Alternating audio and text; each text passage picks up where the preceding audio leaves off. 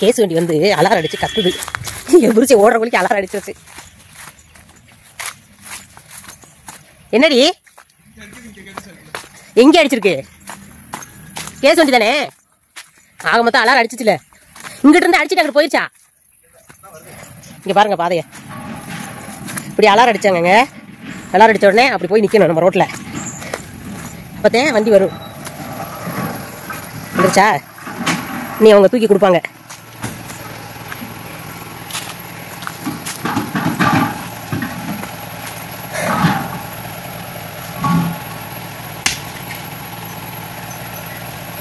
என்ன என்னென்ன அதுக்குள்ளே வந்துட்ட பின்னாடியே? என்ன இங்கே நான் எங்களோட வரையாக்கும் நீனு என்னடா அந்த அப்பா அப்பாவோட போய் அந்த தூக்கிட்டு வா போ. அப்பாவோட போய் தூக்கிட்டு வாடா. நமக்கு ரோடு இந்த மரம் நிற்கிது பாருங்க. இதுல இருந்து இந்த பக்கம் ஒரு செடி இருக்கு பாருங்க. அது வரைக்கும் இருக்குங்க. பெரிய ரோடா இருக்கு. வர இருங்க 2 பேரும் போய் ஆளுக்கு ஒரு பக்கம் இருடி. வேண்டாம் நான் பிடிக்கிறேன். ஆளுக்கு ஒரு பக்கம் பிடிச்சிப்போம்.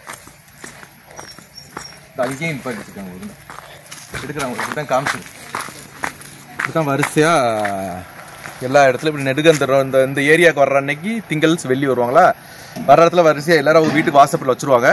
அதை எல்லாரும் வர்ற நேரத்தில் ஆரன் அடிச்சு கூப்பிட்டுவாங்க. எல்லாரும் எடுத்துக்கிறோம். இன்னைக்கு இப்போ ஒரு ஆரன் சவுண்ட் கேட்டுச்சு பாருங்க. அதனால நம்ம இங்க ஓடி வந்தோம்.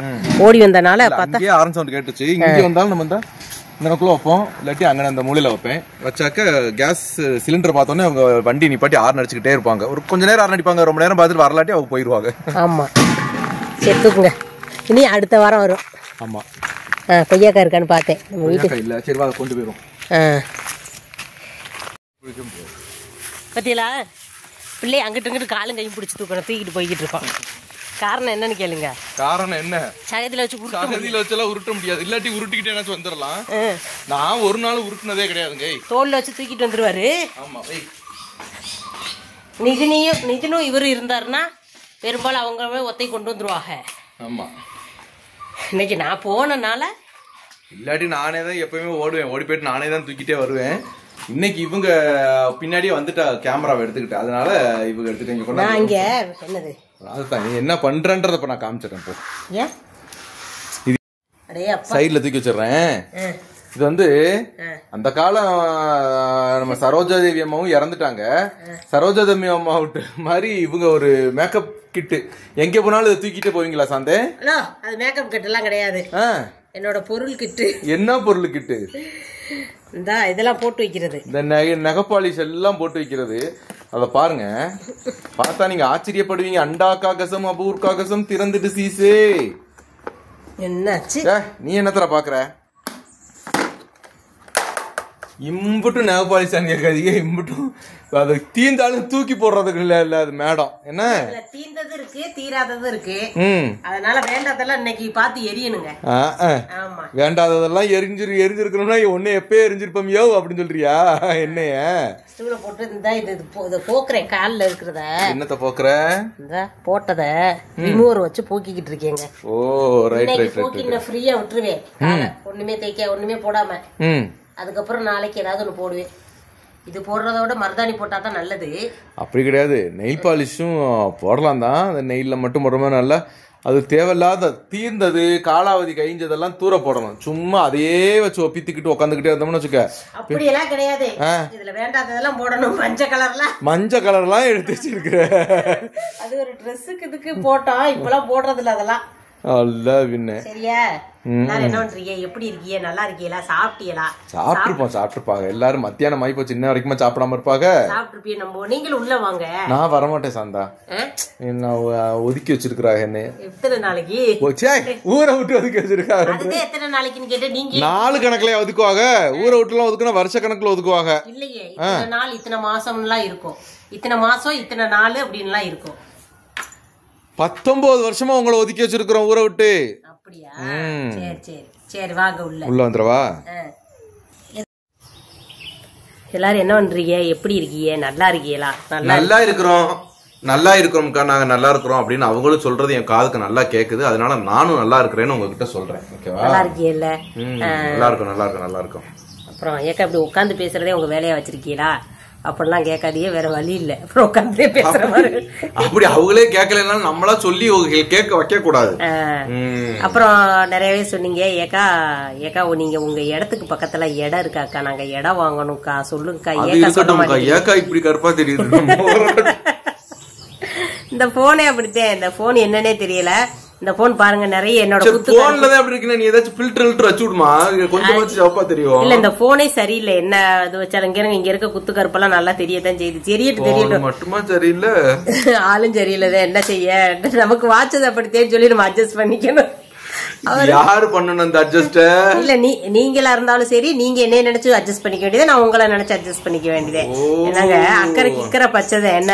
அக்கறை கிக்கரை புழுவா கூட இருந்துட்டு எல்லா 5 விரலும் ஒரே மாதிரியா இருக்கு, நெட்டையும் குட்டையுமா இருக்குல்ல. சிலருக்கு குட்டை கையா இருக்கு, சிலருக்கு நெட்டை கையா இருக்கு.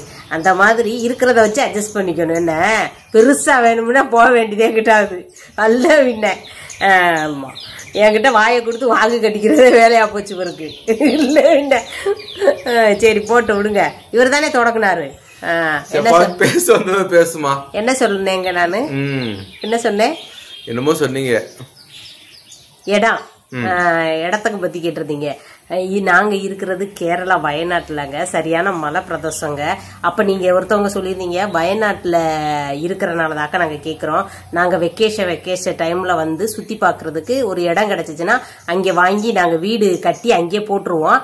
நாங்க சுத்தி பார்க்கக்கூடிய டயத்துக்கு வந்து நாங்க அந்த வீட்டுல தங்கிக்கிட்டு சுத்தி பாத்துக்குவோம் அப்படின்னு சொல்லி கேட்டிருந்தீங்க. அதுக்காக கேட்டவங்களுக்கு நான் சொல்றேன், இங்க வந்து இடத்தோட விலையில பல டைப்ல இருக்குங்க. அதாவது அந்த பக்கம் முன்னாடி பாத்தீங்கன்னா சோனு மலை, இந்த பக்கம் பாத்தீங்கன்னா சோனு மலை. அந்த மலை அதை பத்தி நான் சொல்ல வரல. இந்த சோ மலை வைக்கிறது இல்ல, சோறு மலை நான் சொல்ல அல்ல. முன்னாடி அந்த பக்கம் ரோடு பாத்தீங்கன்னா ரோடு அகலமான ரோடு, அந்த பக்கம் ஒரு வேலை இடத்துக்கெல்லாம்.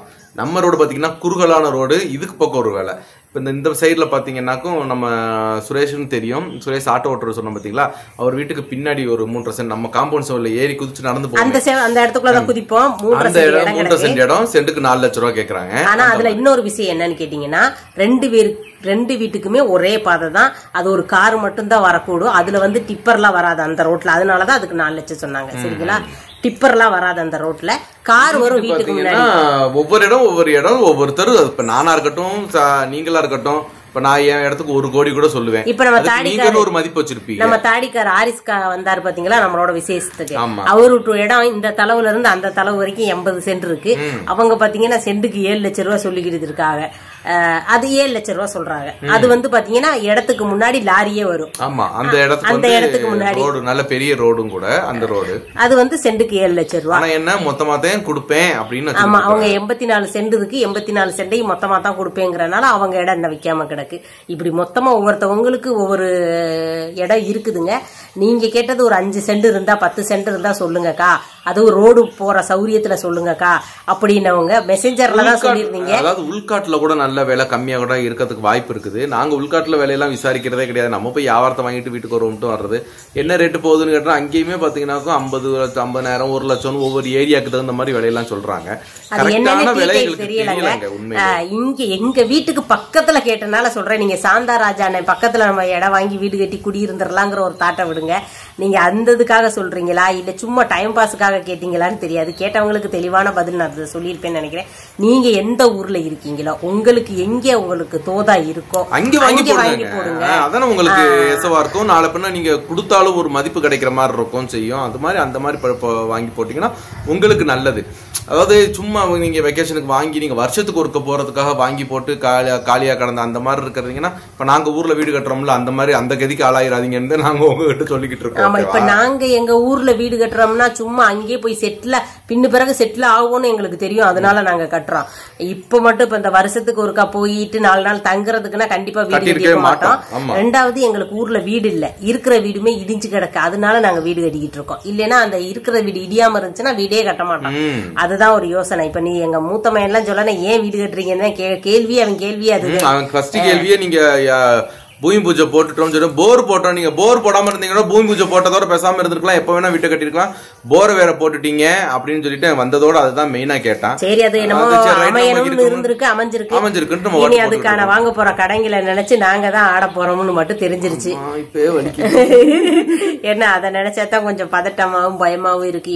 விடு ஒண்ணும் இல்ல, நமக்கு அப்படி பண தேவைகள் நிறைய வரும்போது இடையில சின்ன சின்ன ஏதாச்சும் ஒரு ப்ரொமோஷன் பண்ணிக்கலாம். ஒன்னும் தப்பு ஒண்ணுமே கிடையாது. நம்ம திருடத்தான் போகக்கூடாது, பொய் சொல்லக்கூடாது. வேற என்ன வேணா தொழில்னு ஒரு ஏதாச்சும் ஒண்ணு பண்ணி நம்ம அழகா நம்ம முன்னேறி வந்துக்கலாம். ஒன்னும் பிரச்சனை எதுவுமே கிடையாது. ஓகேவா? சரி பாப்பா, அது எப்படி சூழ்நிலையோ அப்போதைக்கு பாத்துக்கோ. என்ன ஓகேங்களா? இடத்துக்கான பதில் சொல்லியாச்சு. வேற என்ன கேட்டிருந்தீங்க? அவ்வளவுதான் நினைக்கிறேன். இடத்தான் கேட்டிருந்தாங்க அவங்க. அப்புறம் இந்த ரேஷன் இந்த கேஸ் எப்படி வாங்குறீங்கன்னு கேட்டிருந்தாங்க. அதுக்காகவும் அதுக்கு அதுலயும் பதில் சொல்லியிருந்தோம், இதுக்கும் சொல்லியாச்சு. முடிஞ்சு அவ்வளவுதான். நீ வேற ஒன்னும் கேட்கல. ஆமா அக்கா, நீங்க சொந்தமா தொழில் தொடங்குங்கக்கா. ராஜா அண்ணாவை முதலாளியா பாக்கணும்னு எங்களுக்கு ஆசை. அதனால நாங்க உங்களுக்கு துணியெல்லாம் இறக்கி தர்றோம். நீங்க கோயம்புத்தூர்ல அக்கா தொழில் தொடங்கிட்டாங்களா? நடக்க வேண்டியது ராஜா அண்ணாவா அவங்க முதலாளிய பாக்கணும்னு தான் ஆசைன்னு சொன்னாங்களே தவிர இப்பவும் என்னங்க நான் முதலாளியா தாங்க இருக்கிறேன். நான் என்ன சாந்தாக்காவை முதலாளிய பாக்கணும்னு சொல்லல. அதுக்காக சாந்தாக்கா விட்டு வேண்டான்னு சொல்லல.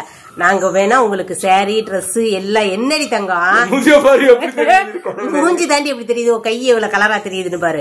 எல்லாருக்கும் மூஞ்சி ஒரு விஷயம் இருக்குதுங்க. எல்லாருக்கும் மூஞ்சில மேக்கப் போட்டா மூஞ்சி மட்டும் ஒரு கலராவும் கை ஒரு கலராவும் தெரியும். ஆனா என் புருஷனுக்கு கை கலராவும் மூஞ்சி கருப்பாவும் தெரியுது. வைகல அங்கே இருக்க பாத்தீங்களா? நீ சொல்லணும் போன் முகரைய பாரு.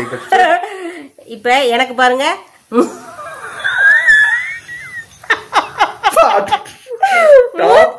ஒரே மாதிரி தெரியுது. இல்ல அப்படி இல்ல, மூஞ்சி கொஞ்சம் கலராவும் கை ஒரு கருப்பாவும் தெரியுதுன்னு அவங்க கையை கொண்டாங்க. எங்களுக்கு கை யோ உள்ளாங்க எல்லாருக்கும் ஜெப பாத்தியாரு எல்லாம் ஒரே ஒரே மாதிரி இருக்கு. அந்த மாதிரி இப்ப என்ன சொல்ல வந்து என்னத்தை கொண்டாந்து அதுதான் இப்பவும் நாங்க முதலாளி தான் அப்படின்னு சொல்ல வந்த. அதனால துணி நாங்க இறக்கி தர்றோம்க்கா.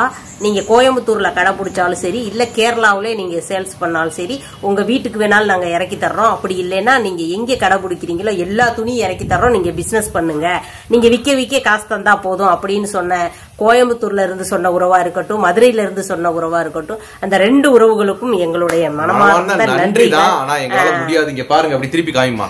இங்க பாருங்க, அத காமிமா. வாங்கி வச்ச வியாபாரத்தை தூக்கு போக நேரம் இல்லாம நாங்க உட்காந்துக்கிட்டு இருக்கிறோங்க. உண்மையிலே இதுல கீழே இறங்கினாக்க வலிக்கி விட்டு விழுந்துருவோம், சகதியா கிடைக்குதுன்னு நாங்க தூக்கிட்டு நம்ம தலையில தூக்கிட்டும் போக முடியல. இல்லாட்டி கீழே கொண்டே கொடுத்தாச்சு, அது 4000 ரூபாய்க்கு வரும். அதை எடுத்தாச்சு சும்மா கிடக்குது. 4000 ரூபாய் கிடைச்சிச்சுன்னா நமக்கு என்ன கசக்குது, அது பாட்டுக்கு இருக்கு.